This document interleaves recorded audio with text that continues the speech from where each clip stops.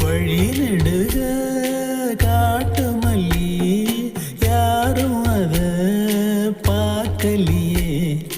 எனக்கா பூத்தது காட்டு